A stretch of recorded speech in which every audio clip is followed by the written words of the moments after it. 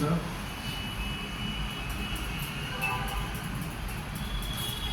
SC ST రిజర్వేషన్ల పైన భారత సుప్రీంకోర్టు ఇచ్చిన రాజ్యాంగ వ్యతిరేకపరమైన తీర్పుకి నిరసనగా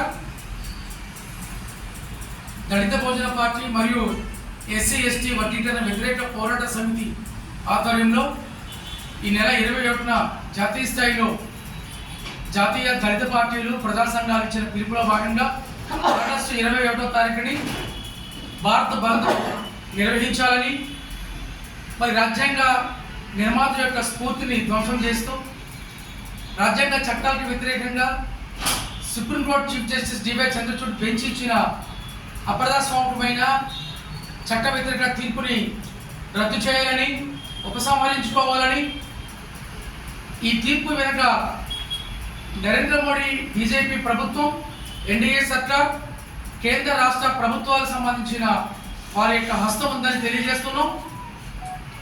కాబట్టి మనువాద పాలక వర్గాలను ఈ సందర్భంగా మేము డిమాండ్ చేస్తున్నాం.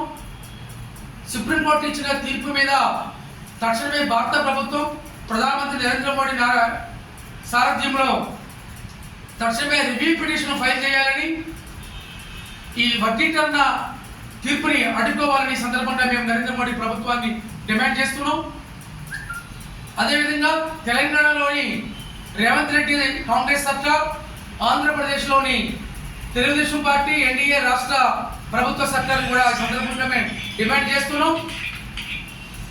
58 ఎస్సీ కులాల జాబితాలోని ఎవరో ఒక ఎంఆర్పిఎస్ కులం వాళ్ళు వర్గీకరణ చేయమని అడిగితే మిగతా 57 కులాల యొక్క ఆత్మగౌరవం, వాళ్ళ అభిప్రాయాన్ని, వాళ్ళ యొక్క సమాచారాన్ని తెలుసుకోకుండా ఏకపక్షంగా మేము వర్గీకరణ చేస్తామని ఇటు రేవంత్ రెడ్డి ప్రభుత్వం ఒక అడుగు ముందుకు వేసి ఆంధ్రప్రదేశ్ చంద్రబాబు నాయుడు ప్రభుత్వం మరి క్యాబినెట్ తీర్మానం చేయడం అప్రజాస్వామికం.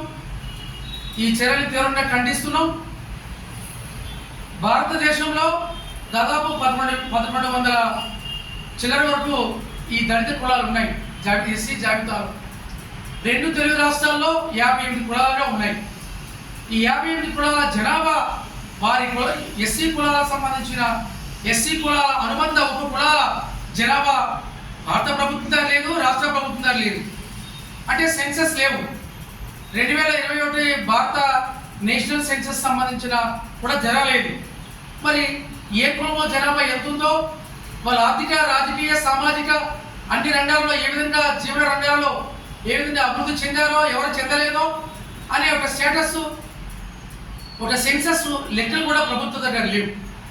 ఏమీ లేకుండా ప్రభుత్వాలు కావాలని దళిత జాతి భవిష్యత్తు దెబ్బతీయాలని, వీళ్ళని రాజ్యాధికారాన్ని దూరం చేయాలని, దళితుల ఐక్యతను విచ్ఛిన్నం చేయాలని, వీళ్ళని ఈ ప్రజా వ్యతిరేక ప్రభుత్వాల విధానాల మీద పోరాటం చేయకుండా, ప్రశ్నించకుండా అణదొక్కాలని, వీళ్ళు మొత్తం సామాజిక, ఆర్థిక, రాజకీయ భవిష్యత్తును దెబ్బతీసి మరొకసారి 5000 సంవత్సరాల క్రితం మనువాద వ్యవస్థ ఏర్పాటు చేసిన బానిస వ్యవస్థ తీసుకురావాలని కేంద్ర రాష్ట్ర ప్రభుత్వాలు, ఆర్ఎస్ఎస్ నాయకత్వంలో ఉన్న బీజేపీ నరేంద్ర మోడీ ప్రభుత్వం, ఆర్ఎస్ఎస్ ఏజెంట్ రేవంత్ రెడ్డి కాంగ్రెస్ సర్కార్, చంద్రబాబు నాయుడు కమ్మ భూస్వాముల హంతక ముఠ, ఈ మొత్తం అడ్డకుడాలంతా ఏకమైపోయి మొత్తం దళితుల మీద దాడి చేయాలని, దళితుల్ని అడగొట్టాలని ఈ వర్గీకరణ దాని మీద చాలా ఆదరాబాదరంగా మేము చేస్తామంటున్నాం.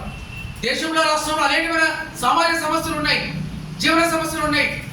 ఉపాధి అవకాశాలు, నిరుద్యోగం, పేదరికం, దళితుల మీద దాడులు, హత్యలు, అత్యాచారాలు, అనేకమైన ప్రాజెక్టులకు సంబంధించిన సమస్యలు, మొత్తం అన్ని వర్గాల, అన్ని కులాల, యావత్తు దేశ, రాష్ట్ర స్థాయిలో ప్రజల యొక్క భవిష్యత్తు సంబంధించిన సమస్యలు పట్టించుకోకుండా కేవలం వర్గీకరణ అంశం మీద తీసుకొచ్చి ఈ మనువాద పార్టీలు చేస్తున్న ఈ దుర్మార్గమైన చర్యలకు వ్యతిరేకంగా మహోత్తరమైన దళితుల ఐక్యతా పోరాటం నిర్వహించాల్సిన సమయం ఆసన్నమైందని ఈ సందర్భంగా మేము తెలియజేస్తున్నాం.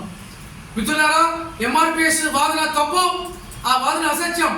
ఈ దొంగను పట్టుకోండి అని చెప్పి దొంగ వాదన, ఈ వాదనకి మద్దతుగా డబ్బిచ్చి, మెప్పించి మీడియా మొత్తం పెద్ద ఎత్తున హైలైట్ చేసి ఎంఆర్పిఎస్ వాదన నిజమని చెప్పి మొత్తం దళిత కులాలకి, అన్ని కులాలకి చెందాల్సిన రిజర్వేషన్ని, ఒక కులాలని హైలైట్ చేయడం కోసం, కులాన్ని పరిమితం చేయడం కోసం మిగతా 57 కులాలని దెబ్బతీయాలని, వేరే భవిష్యత్తు దెబ్బతీయాలని ఇప్పుడిప్పుడే ఈ 75 సంవత్సరాలుగా ఇప్పుడే రాజ్యాంగం అమలుపరిచిన ఇప్పటి నుంచే దళితులు నెమ్మది నెమ్మదిగా అడుగులు వేస్తుంటే ఇప్పుడిప్పుడే విద్యా ఉపాధి అవకాశాల కాళ్ళు నిలబడి అడుగులు వేస్తుంటే వాళ్ళ కాళ్ళు నరికి వాళ్ళని దెబ్బతీయాలని ఒక కుట్రపడుతున్న ఆధిపత్య సమాజం, రాజ్యం, అన్ని రాజకీయ దోపిడీ మాఫియా దొంగల పార్టీలన్నీ కూడా ఒక కుట్రపడుతున్నాయి, వ్యవహరిస్తున్నాయి. ప్రతి ఒక్కరు ఒక ఇట్లా మాట్లాడుతున్నాడు. మరి ముఖ్యమంత్రి పదవికి ప్రధానమంత్రి పదవికి ఎందుకు వర్గీకరణ చేయను? సుప్రీంకోర్టులో జడ్జీలంతా బ్రాహ్మణులే ఉన్నారు. అది బీసీలు ఉన్నారా, శూద్ర కులాలు ఉన్నారా, ఎస్సీ ఎవరు లేరు. మొత్తం బ్రాహ్మణ కులాలు సుప్రీంకోర్టు హస్తగతం చేసుకున్నారు. రాష్ట్ర హైకోర్టులో వాడేది. ఈ దేశంలో సంపద, భూమి, పరిశ్రమలు అన్ని రంగాల వీళ్ళ చేతుల్లో ఉన్నాయి. ఇవేమీ మంచరట. కేవలం ఎస్సీకి సంబంధించిన వర్గీకరణ చేస్తారట. అంటే ఉద్దేశం ఏంటి? పోరాటం చేస్తున్న ఈ సామాజిక కులాలని, దళిత కులాలని, ముఖ్యంగా అంబేద్కర్ వారసత్వ కులాలని ఈ కులాలు.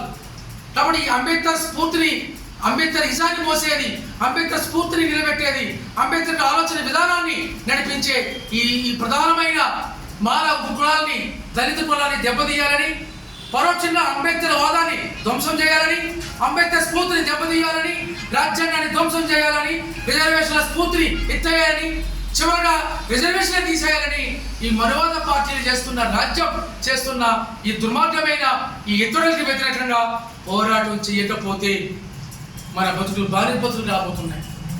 మన భవిష్యత్తు మొత్తం దెబ్బతినబడుతుంది. కాబట్టి ఎంఆర్పిఎస్ ఓదన అది అసత్యత కూడిన పుట్ట.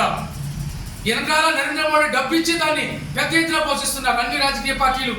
కాంగ్రెస్ వాళ్ళు, బీఆర్ఎస్ వాళ్ళు, ఆంధ్రలో తెలుగుదేశం, వైఎస్ఆర్సీపీ, కమ్యూనిస్టు దొంగ పార్టీలు వీళ్ళందరూ కూడా మొత్తం అంబేద్కర్ మీద దాడి చేస్తున్నారు.